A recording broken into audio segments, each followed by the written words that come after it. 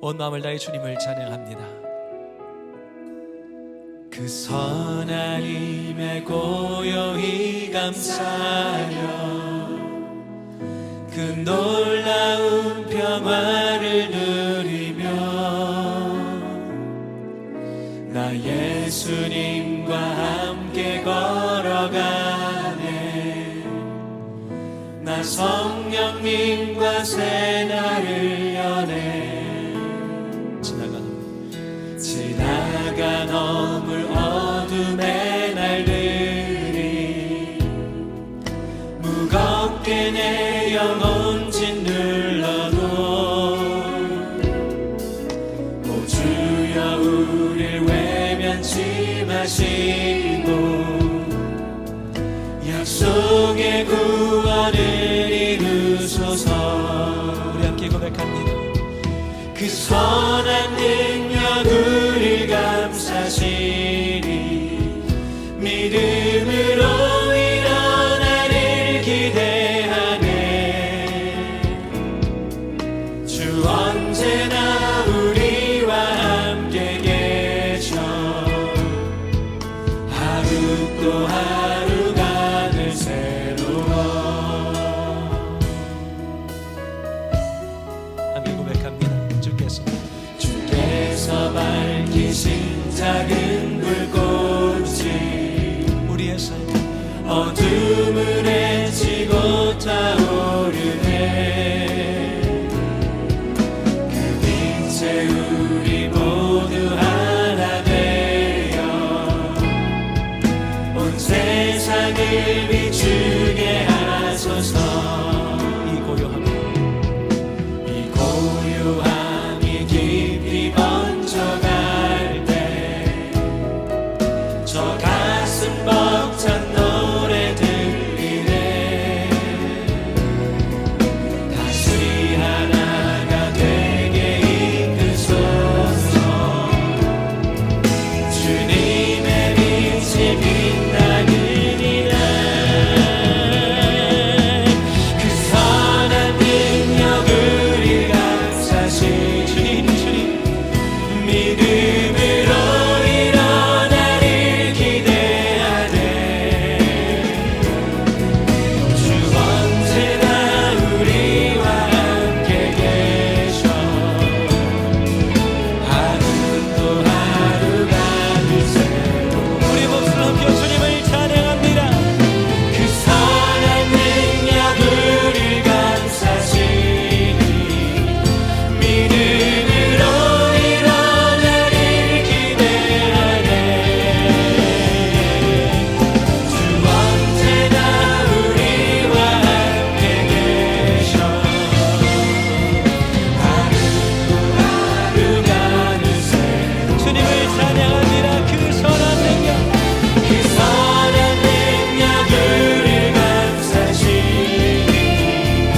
믿음으로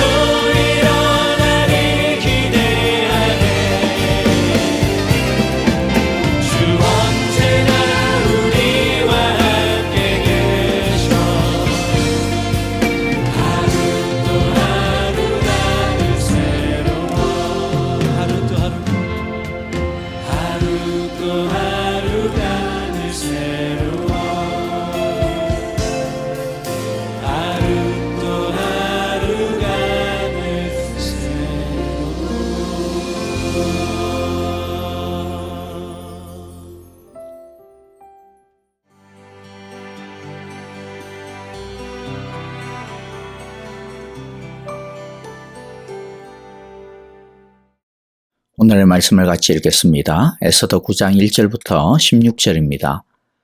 12째 달인 아달월 13일 드디어 왕이 내린 명령과 조서대로 시행하는 날이 되었다. 이 날은 본래 유다 사람의 원수들이 유다 사람을 없애려고 한 날인데 오히려 유다 사람이 자기들을 미워하는 자들을 없애는 날로 바뀌었다. 아수에로 왕이 다스리는 모든 지방의 각 성읍에 사는 유다 사람들은 성읍별로 모여서 자기들을 해치려고 한 자들을 공격하였다. 모든 민족이 그들을 두려워하였으므로 아무도 막을 수 없었다.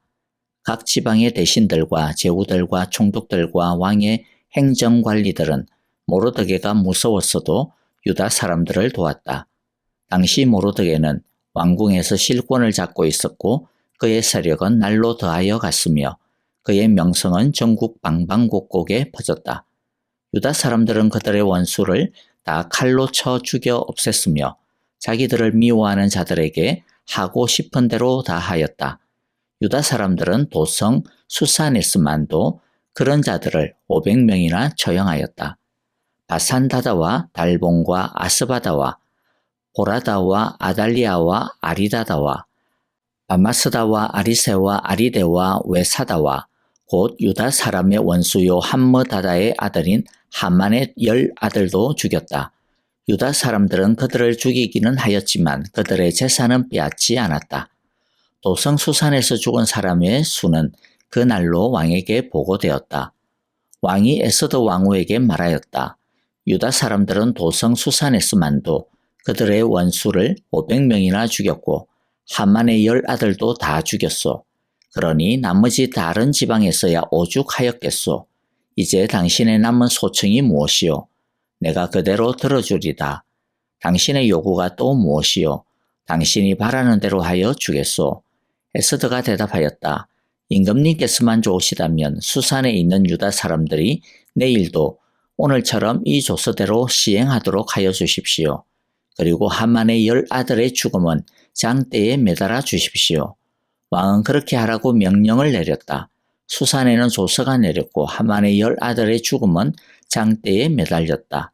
수산의 유다 사람들은 아달월 14일에 한 곳에 모여서 수산에서만도 300명을 죽였으나 역시 재산은 빼앗지 않았다.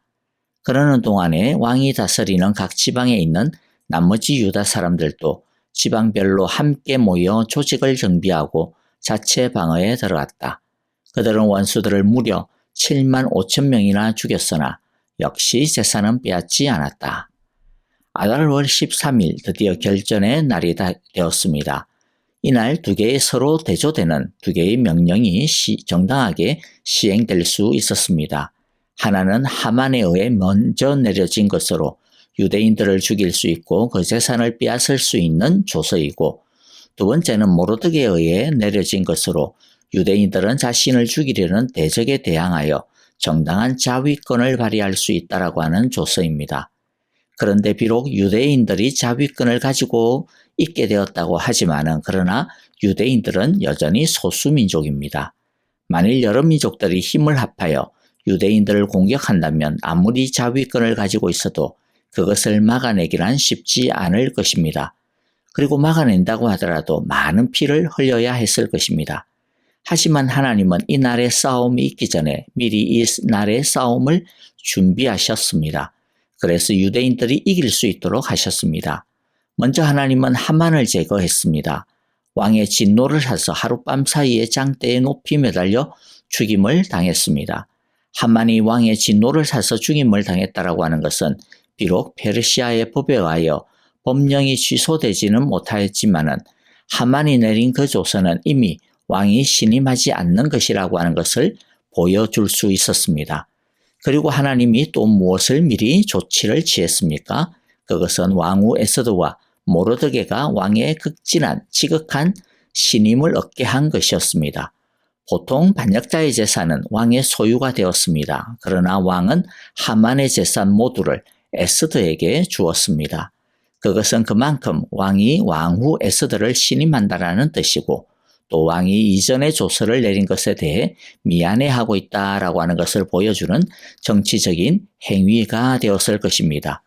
그리고 하나님은 모르드게를 높여주셨습니다.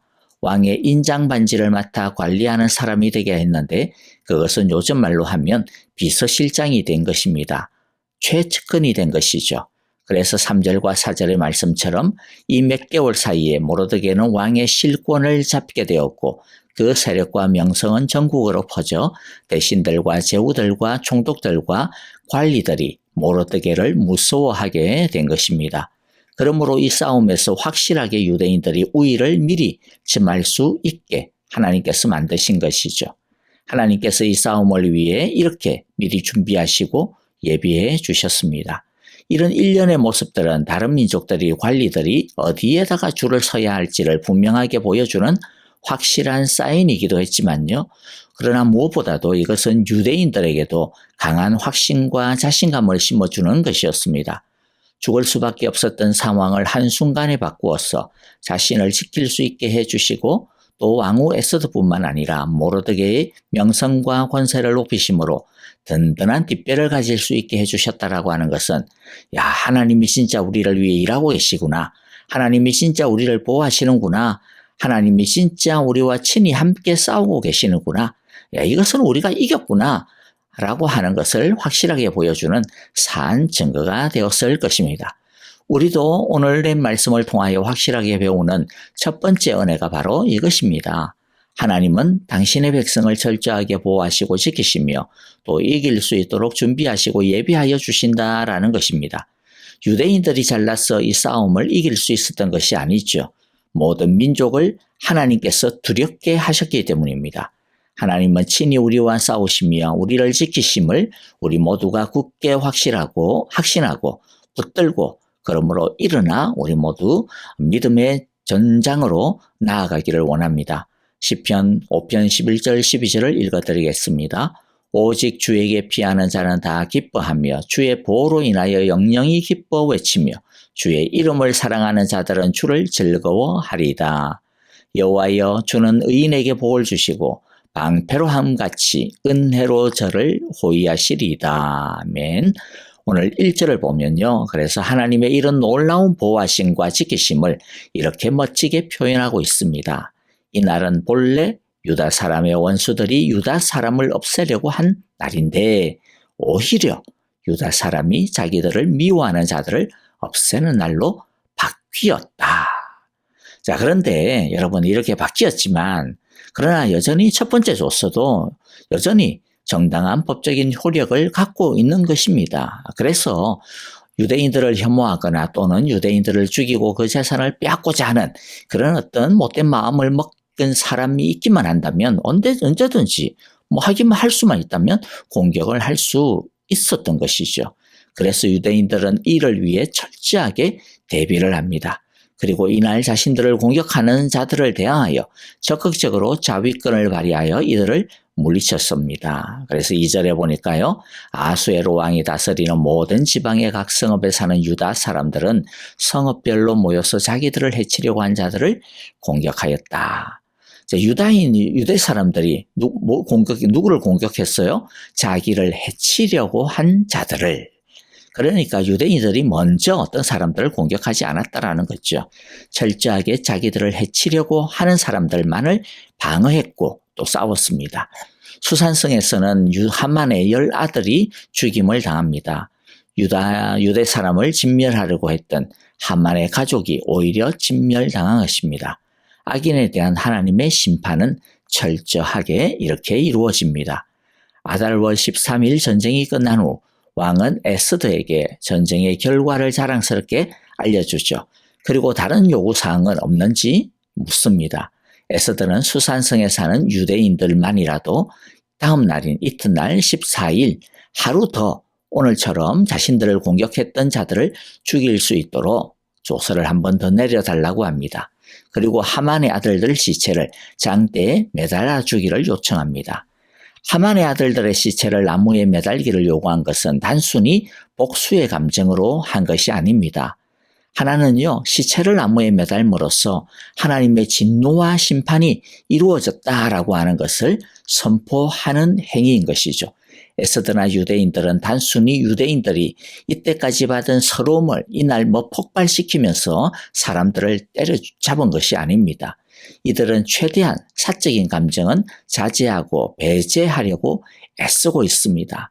10절과 15절, 16절 똑같은데요. 뭐라고 이야기합니까? 10절 먼저 보면 곧 유대 사람의 원수요 함므다다의 아들인 하만의 아들도 죽였다. 유다 사람들은 그들을 죽이기는 했지만은 그들의 재산은 빼앗지 않았다 이야기하죠. 재산을 빼앗는 것도요. 왕의 조서에 포함되어진 승리자들의 정당한 권리였습니다. 하지만 원수인 하만의 아들들을 죽였지만은 그러나 그들의 재산을 탈취하지 않았습니다. 15절도 마찬가지입니다. 15절에서 뭐라고 말씀을 하고 있습니까? 수산의 유다 사람들은 아달월 14일에 한 곳에 모여서 수산에서만도 300명을 죽였지만 그러나 역시 제사는 빼앗지 않았다. 그렇게 이야기를 하고 있죠. 그리고 16절에서도 유다 사람들이 페르시아 전역에서 7만 5천 명이나 되는 사람을 죽였지만은 그러나 역시 그들의 재산은 빼앗지 않았다고 합니다. 많은 재산을 빼앗아 이들이 부를 축적할 수도 있었습니다. 그러나 그렇게 하지 않았습니다. 유대인들은 철저하게 자신의 생명을 지키는 싸움만을 하고 있었을 뿐이지 복수하기 위해서나 전리품을 확보하기 위해 싸우는 것이 아니었다라는 거죠. 하나님과 하나님의 백성을 대적하는 자들을 하나님의 심판의 이름으로, 하나님의 이름으로 심판하고 있는 것입니다.